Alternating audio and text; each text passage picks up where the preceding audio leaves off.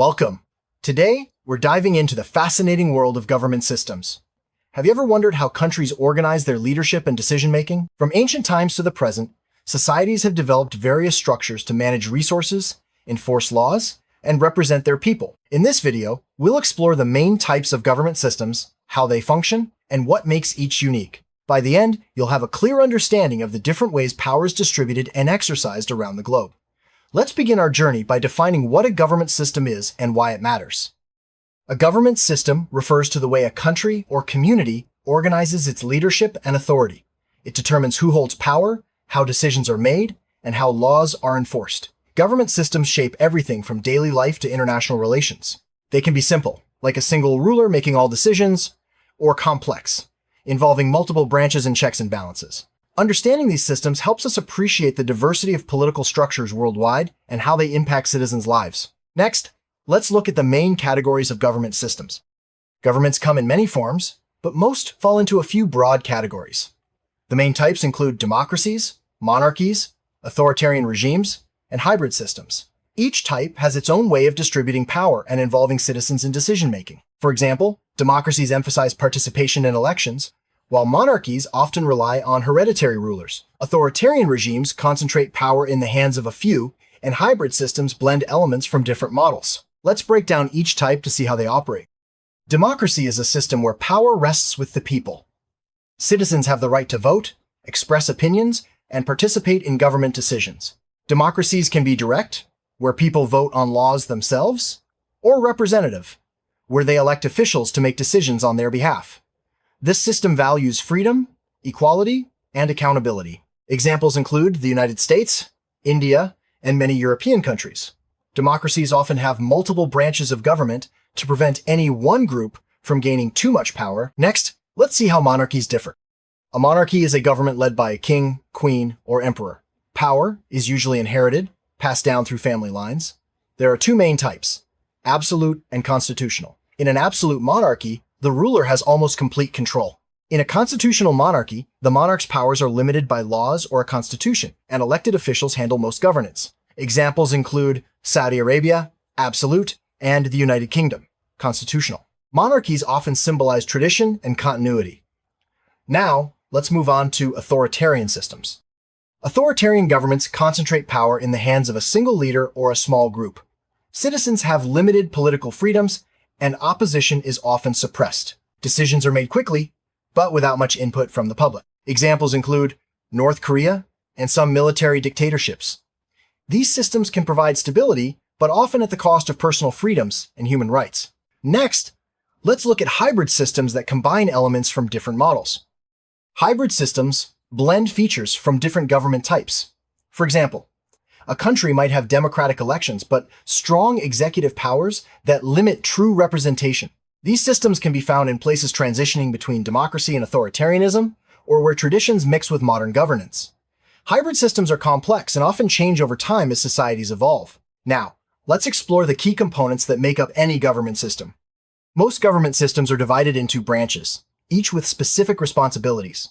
The three main branches are legislative, executive, and judicial. The legislative branch makes laws, the executive enforces them, and the judicial interprets them. This separation helps prevent abuse of power and ensures checks and balances. Not all countries have all three branches, but many modern governments use this structure. Let's take a closer look at each branch. The legislative branch is responsible for creating and passing laws.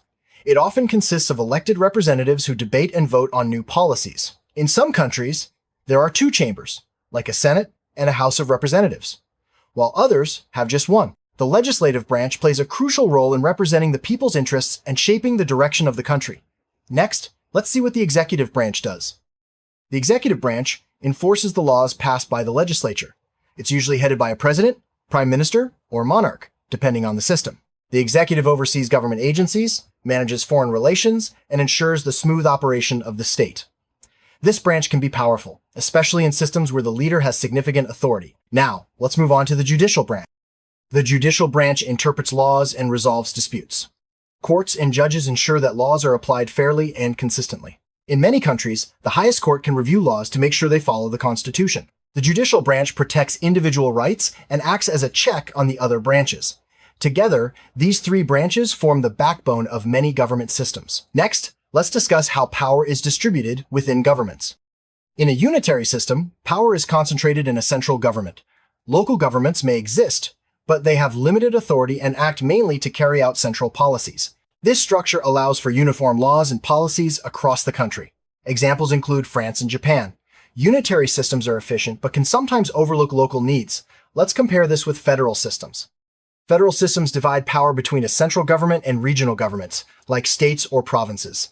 Each level has its own responsibilities and can make decisions independently in certain areas. This structure allows for diversity and local autonomy while maintaining national unity. Examples include the United States, Germany, and Australia. Federal systems can be more complex, but often better address local needs. Next, let's look at confederations. A confederation is a loose alliance of independent states or regions. The central authority is weak, and most power remains with the local governments. Confederations are rare today but have existed in history, like the early United States under the Articles of Confederation. This system allows for maximum local control but can struggle with national coordination. Now, let's explore how governments are formed. Governments can be formed in many ways, through elections, inheritance, force, or consensus. Democratic governments often emerge from elections, while monarchies rely on hereditary succession. Some regimes come to power through military coups or revolutions. The method of formation influences the legitimacy and stability of a government. Next, let's discuss constitutions and their role in government systems. A constitution is a set of fundamental laws and principles that outlines how a government operates. It defines the structure of government, the rights of citizens, and the limits of power. Constitutions can be written, like in the United States, or unwritten, like in the United Kingdom. They provide stability and protect against abuses of power. Now, let's look at how governments change over time. Government systems are not static. They evolve over time. Changes can result from social movements, economic shifts, wars, or technological advances. For example, many monarchies have transitioned to constitutional forms, and some authoritarian regimes have become democracies. Understanding this evolution helps us see how societies adapt to new challenges. Next, let's discuss the importance of checks and balances. Checks and balances are mechanisms that prevent any one branch or leader from becoming too powerful. They ensure that power is shared and that each branch can limit the actions of the others. This principle is central to many democracies and helps maintain stability and protect freedoms. Examples include the president's veto power or the court's ability to review laws.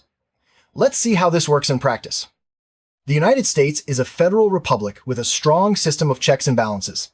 Power is divided between the federal government and the states. The three branches, legislative, executive, and judicial, each have distinct roles and can limit each other's powers. This structure has helped maintain stability and adapt to changing times. Now, let's look at another example, the United Kingdom. The United Kingdom is a constitutional monarchy with a parliamentary system. The monarch's powers are mostly symbolic, while elected officials in Parliament make laws and govern the country. The UK's unwritten constitution relies on traditions, statutes, and court decisions. This system balances tradition with modern governance. Next, let's examine how governments interact with citizens. Citizen participation is a key feature of many government systems, especially democracies. People can vote, run for office, join political parties, or engage in protests and advocacy. Participation ensures that government reflects the will of the people and remains accountable. In some systems, participation is limited or controlled. Let's explore the role of political parties next.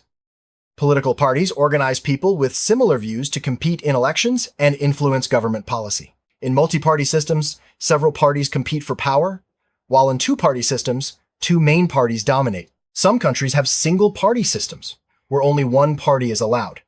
Parties help structure political debate and offer choices to voters.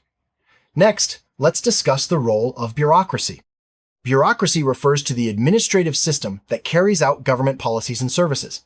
Bureaucrats are not elected but are essential for implementing laws, managing programs, and providing public services. A well-functioning bureaucracy ensures efficiency and consistency, but too much bureaucracy can lead to red tape and slow decision-making. Now, let's look at the role of the military in government systems. The military plays different roles in government systems. In democracies, it is usually under civilian control and focused on defense. In some authoritarian regimes, the military may hold significant political power or even run the government. Military coups can change governments quickly, but often disrupt stability. The relationship between the military and government shapes national security and civil-military relations. Next, let's discuss the role of the judiciary in protecting rights. The judiciary protects individual rights by interpreting laws and resolving disputes. Courts can strike down laws that violate constitutions or human rights. An independent judiciary is crucial for justice and fairness. In some systems, courts are influenced by political leaders, which can undermine rights. Next, let's look at how governments collect and use resources. Governments need resources to function, and taxation is the main way they collect money. Taxes fund public services like education, healthcare, and infrastructure. How taxes are collected and spent reflects government priorities and affects citizens' lives. Some systems have progressive taxes, while others use flat rates. Efficient resource management is key to good governance. Now, let's discuss public policy. Public policy refers to the decisions and actions taken by governments to address issues and improve society. Policies can cover areas like health, education, environment, and security. The policymaking process involves identifying problems, proposing solutions, and implementing changes. Effective policies require input from experts, officials, and citizens. Next, let's see how governments communicate with the public. Governments use various channels to communicate with citizens, including media, official statements, and public meetings.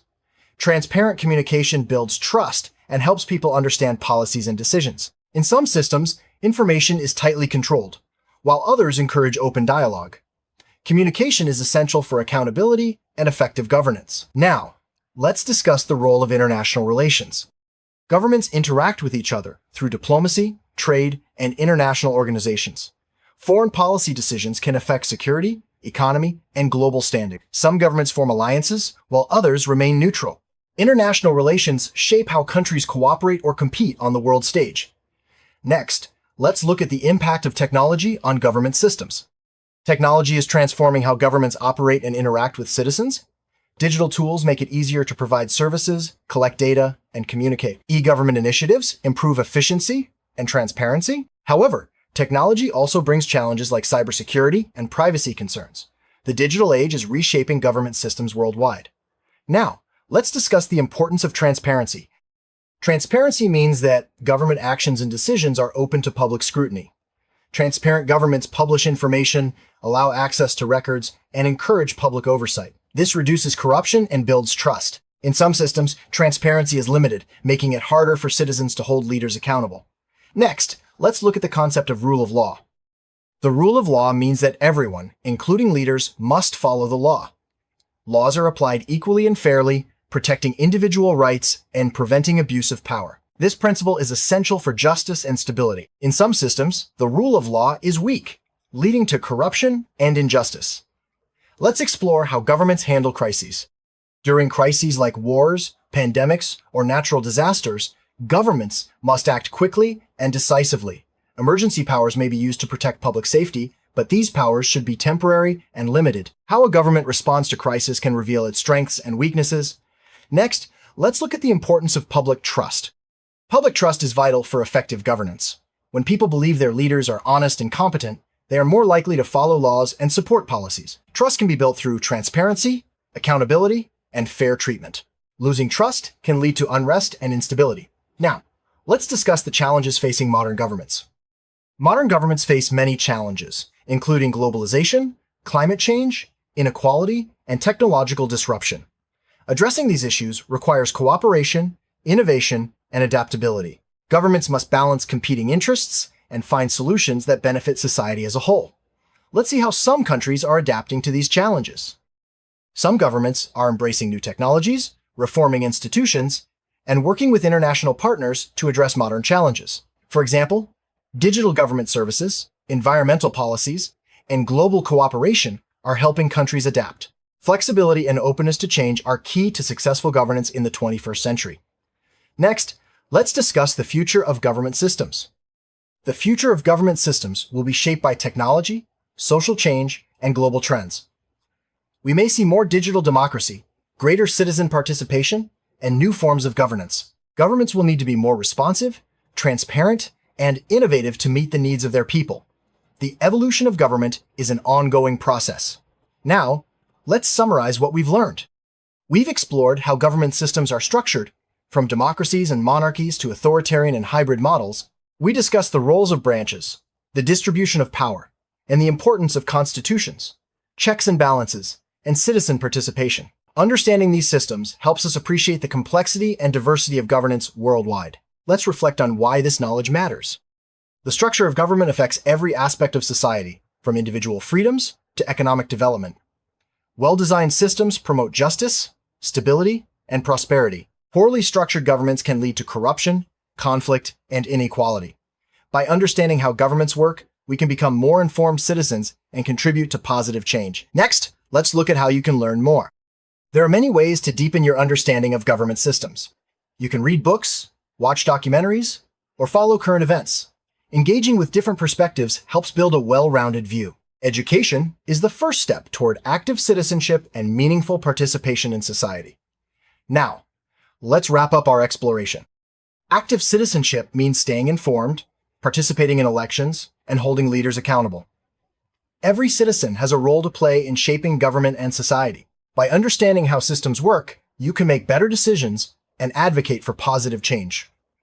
Let's continue to learn and engage with the world around us.